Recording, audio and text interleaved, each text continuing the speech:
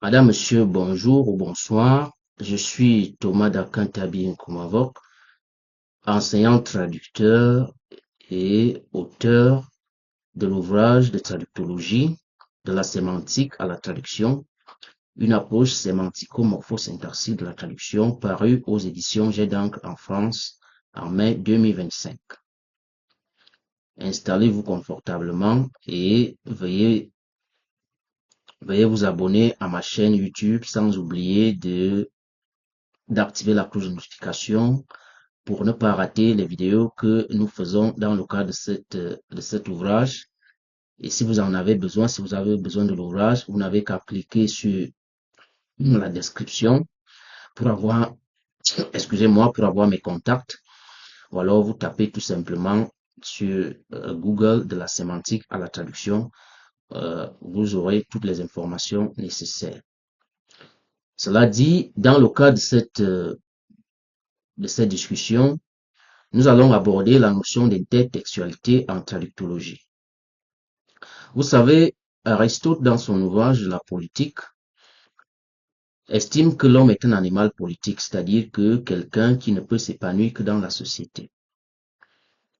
Alors, dans le cadre de la linguistique énonciative, il y a ce que nous appelons ce que les Anglais appellent speech community, c'est-à-dire la communauté linguistique, qui nous permet de voir toutes les ressources linguistiques qu'une communauté utilise pour pouvoir communiquer. Ce qui signifie que aucune, aucune production textuelle ne peut se réaliser sans tenir compte de la communauté dans laquelle on évolue. Il est certes vrai que l'énonciateur a sa pensée qu'il véhicule, mais il faut comprendre que cette pensée, elle est circonscrite dans une communauté linguistique qui a ses habitudes, c'est sa manière d'utiliser la langue. Alors, il faut se poser une question, c'est-à-dire, il faut se poser une question fondamentale, c'est d'où vient le sens d'un texte? Je suis obligé de revenir sur cette question pour hiérarchiser les paramètres de l'énonciation. Il faut comprendre que dans l'énonciation, nous avons le contexte qui est l'environnement ambiant, c'est-à-dire la communauté linguistique dans laquelle s'inscrit le discours, ou la communauté où vit l'énonciateur, et c'est cet environnement linguistique-là, ce contexte linguistique-là, c'est-à-dire les réalités sociales, les réalités socio-économiques, les réalités sociopolitiques, les réalités psychologiques, les réalités mentales, c'est ça qui constitue le contexte, qui plante en fait le décor de toute situation de communication, qu'elle soit une situation de communication verbale ou une situation de communication non verbale. C'est le contexte. Le contexte est le père fondateur. C'est ce père fondateur qui donne naissance à la pensée, c'est-à-dire que la pensée, elle, naît du contexte et cette pensée-là se traduit dans le texte. C'est pourquoi, dans notre théorie, nous définissons l'énonciation comme la conversion du pensée, c'est-à-dire ce qui est pensé, à l'écrit, c'est-à-dire le passage de l'abstrait au concret. L'abstrait, c'est la pensée qui est euh, c'est la pensée que nous avons dans notre esprit et nous la matérialisons dans le discours à travers le langage. Donc, l'énonciation, c'est la manifestation, matérialisation de la pensée. Et cette manifestation, matérialisation de la pensée se réalise dans un cadre précis qui est la communauté linguistique dans laquelle euh, appartient la communauté linguistique d'où dépend l'énonciateur. Alors, lorsque nous parlons d'intertextualité, il faut comprendre que celui qui parle, c'est-à-dire l'énonciateur, il est influencé par son environnement d'une manière ou d'une autre parce que avant de véhiculer un message, il a une culture. Cette culture, elle est linguistique. Linguistique, pourquoi? Parce que l'énonciateur a suivi d'autres personnes parler. Il a entendu d'autres personnes parler. Il a lu. Il a écouté. Donc, il a un bagage qui provient de la société qu'il a formée. Au sens où Rousseau parlait de c'est la société qui transforme l'homme. Elle la transforme, cette société transforme l'homme même sur le plan linguistique. Ce qu'il faut donc comprendre, c'est que lorsqu'on produit un texte, aucun texte ne peut exister ex nihilo. Un texte existe parce qu'il y a un autre qui existe. Et c'est la relation c'est-à-dire que les textes sont liés d'une manière ou d'une autre.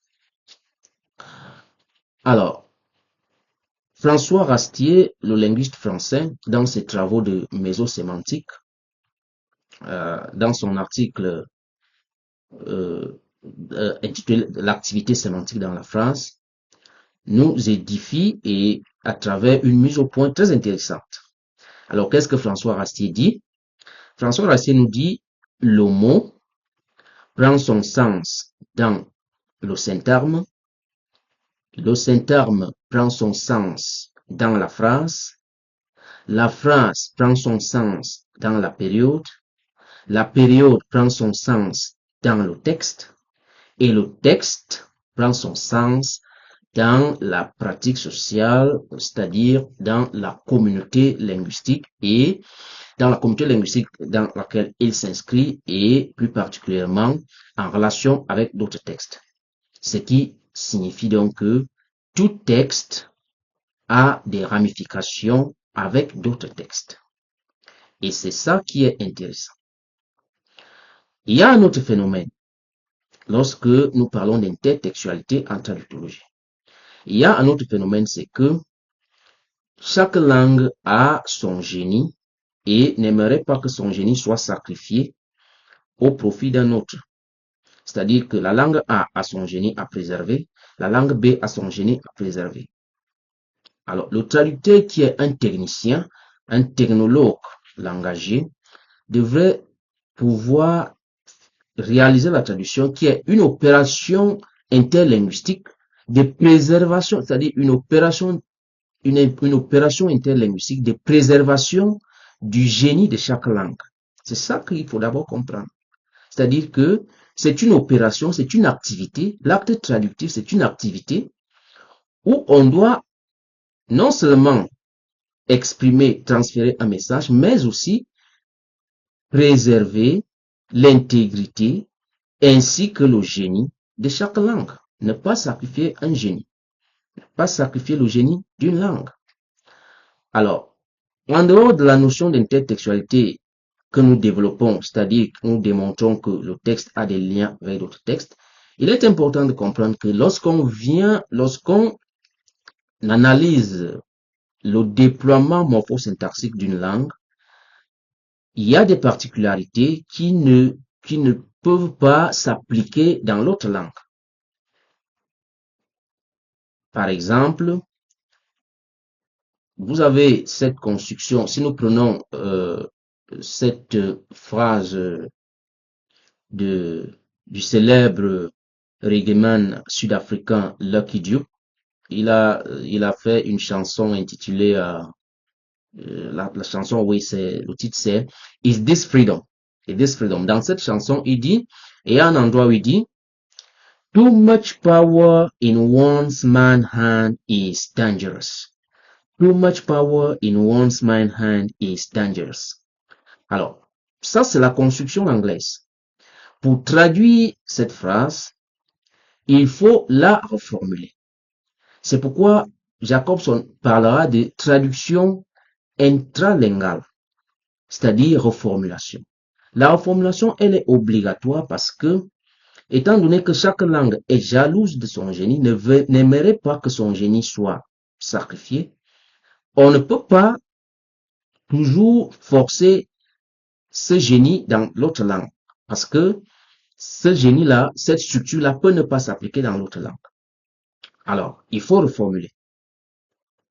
Et pour reformuler, il faut, dans le cas d'espèce avec too much power in one's man hand is dangerous, il faut un peu de culture générale.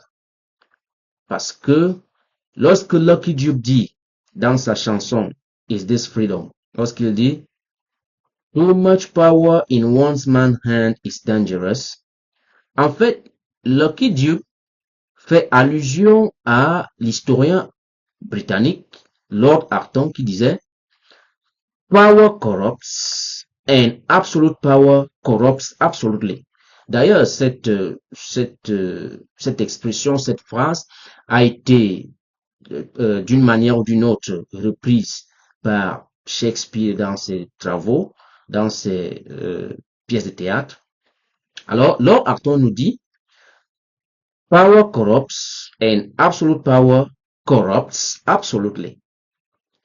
Il faut donc rentrer, il faut donc faire ce lien-là, comprendre que lorsque Lucky Dube dit Too much power in one's man's hand is dangerous, cela signifie power corrupts and absolute power corrupts absolutely.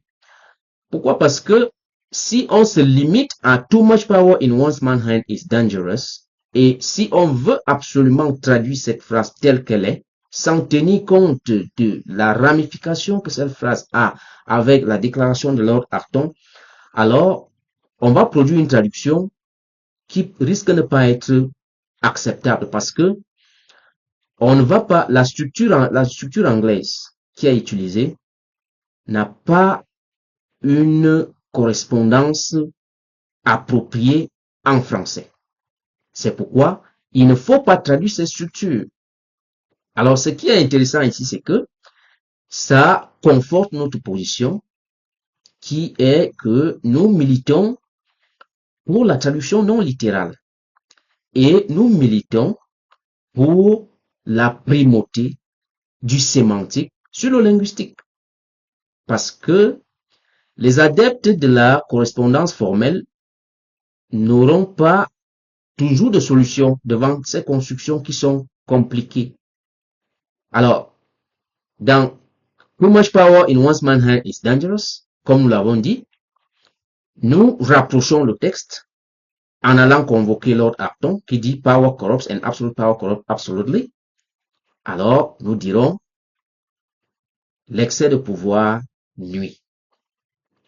D'autres formulations peuvent être faites pour cette phrase, mais le plus important, ce qui est fondamental ici, c'est que il faut rapprocher ce texte de Lucky Dube à d'autres textes pour avoir la formulation appropriée. Voilà pourquoi en traduction, la culture générale est un principe définitoire de la traduction. C'est un principe obligatoire. Ce n'est pas une négociation. Il faut être cultivé. Et c'est ça qui manque à l'intelligence artificielle. Nous ne dénonçons pas l'intelligence artificielle.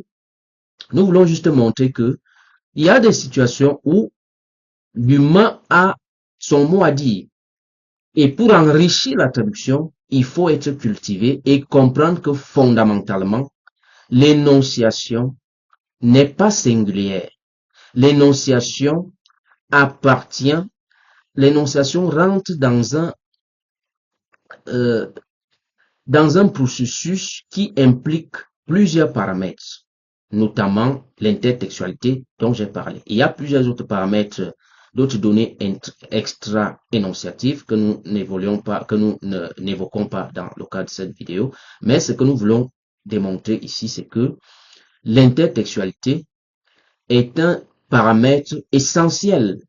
C'est un jalon sémantisant lorsque nous parlons de la récolte du sens, lorsque nous faisons dans la sémantique interprétative. Il faut comprendre que la structure que nous avons n'est pas toujours bonne. On n'est pas obligé de la reproduire parce que elle peut ne pas exister dans la langue cible. Voilà pourquoi il faut de temps en temps, il faut comprendre que l'intertextualité peut bien enrichir le texte.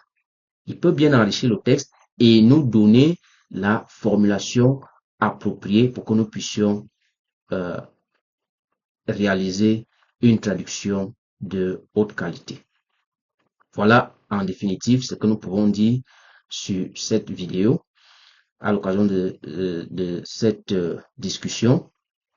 J'espère que vous trouverez la vidéo intéressante. Comme nous l'avons dit au départ, nous vous invitons à vous abonner à cette chaîne et à activer la cloche de notification pour ne pas rater les vidéos que nous faisons dans le cadre de cet ouvrage que nous avons publié qui est intitulé de la sémantique à la traduction, une approche sémantico-morphosyntaxique de la traduction. Merci de nous avoir regardés et à très bientôt.